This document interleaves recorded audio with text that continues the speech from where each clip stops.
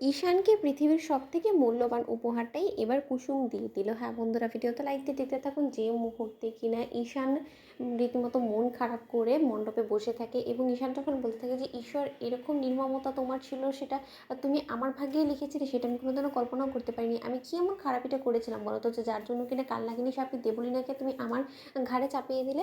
ঠিক সেই মুহূর্তে যখন কিনা জয়িতা বলতে থাকে যে আর কিছুক্ষণের অপেক্ষা মাত্র, তারপর ঈশান তোমার এই অহংকার, গর্ব, জেদ কোনো কিছুই আর খাটবে না, কারণ সম্পূর্ণটা আমার বেবি কবজায় চলে আসবে এবং আমার বেবি যেরকমভাবে তোমার গোটা পরিবারকে চালাতে চাইবে সেরকমভাবেই তোমাদের সকলকে চলতে হবে। রীতিমতো নাস্তানাবদ করে ছেড়ে দিবে আমার বেবি। কিন্তু আমার একটা জিনিসই মাথায় ঢুকছে না, আমার বেবি হঠাৎ করে এতটা লাজুক কী করে হয়ে গেল।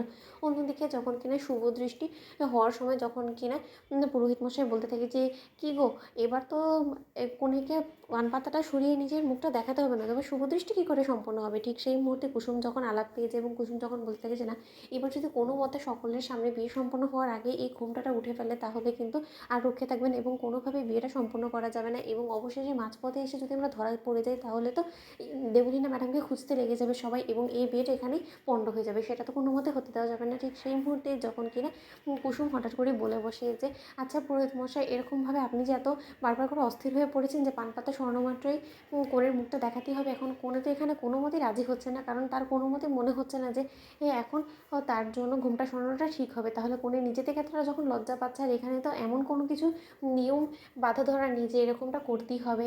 বর তো খুব ভালো করে জানে যে তার সঙ্গে যে আছে সে তারই পছন্দ করা কনে, তাহলে এত কিছু না করে এর থেকে বরঞ্চ আপনারা বিয়েটাকে এগিয়ে নিয়ে যান। ঠিক সেই মুহূর্তে মীনাক্ষী যখন বলে থাকে যে এত নাটকীয়তা করার কী প্রয়োজন আছে, পুরোহিত মশাইকেও বলি হারিয়ে যায়। ঠিক সেই মুহূর্তে যখন কিনা কুসুম বলতে থাকে যে হাই ঈশ্বর, তুমি সহায় থেকো যাতে সিঁদুরদানের আগ অবধি কোনো মতেই যাতে এই ঘুমটাটা না উঠানো হয়। ঠিক সেই মুহূর্তেই যখন কিনা ঈশান বলতে থাকে যে এই মেয়েটার সঙ্গে মন্ত্র উচ্চারণ তো দূরে থাক, আমার কোনো কিছুই করতে ইচ্ছে করছে না। অন্যদিকে যখন কিনা ঈশানের কানের কাছে গিয়ে কুসুম যখন বলতে থাকে যে ঈশান সাহেব, আপনি একদম টেনশন করবেন না, এই কুসুম সরকার থাকতে আপনার মনের বিরুদ্ধে কিচ্ছু হতে দেবে না, তার কারণ আপনার পাশে যে কিনা আপনার জীবনসঙ্গী হিসেবে বসে আছে সে আপনার পছন্দ করা পাত্রী দেবলীনা ম্যাডাম নয়, বরঞ্চ অনুশ্রী, এবং তার সঙ্গেই আপনার বিয়েটা হচ্ছে এবং তার জন্যই তাকে ঘোমটার আড়ালে রাখা হয়েছে, তাই আপনি একদম টেনশন করেন না। ঠিক সেই মুহূর্তে ঈশান যখন অবাক দৃষ্টিতে তাকিয়ে থাকে কুসুমের দিকে এবং বলতে থাকে যে জাদুকর তুমি।